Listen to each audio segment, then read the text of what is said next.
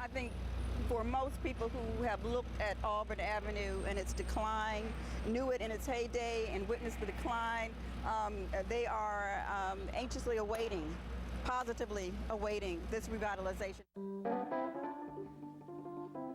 Revitalization has been slow going. Once the place where blacks could prosper in Atlanta, Sweet Auburn now holds more historical than economic significance.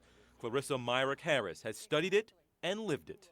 You're from Atlanta, a I'm native from Atlanta. Atlanta. Yes, I am. So growing up, I mean, you grew up and you ended up studying it, but growing up anyway, what was Auburn Avenue? What did it mean to you just growing up in the first place? Well, it was an interesting experience because when I grew up in the 60s and 70s, Atlanta was in the throes of the civil rights movement. And Atlanta, then and now, still a very segregated city.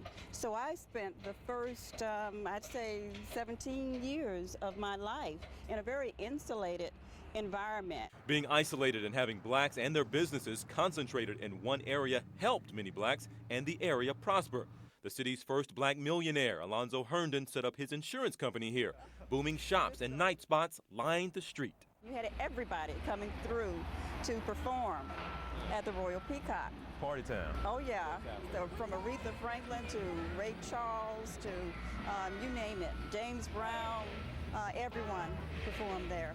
Sweet Auburn was also where black leaders were groomed for greatness at churches like Big Bethel AME, Wheat Street Baptist, and most famously, Ebenezer Baptist. The church where the leadership in the black community was really trained, and it was a place where many of the demonstrations for civil rights, boycotts were planned.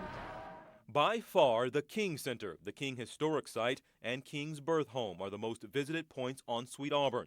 And while history will always have its place here, new development will have to play a role in its survival. I think development is just fine as long as it's socially responsible development, and that these condos and the businesses that will be, I guess, on the lower levels of these complexes, this huge complex, are built with the history in mind. So hopefully there will be synergy, there'll be harmony.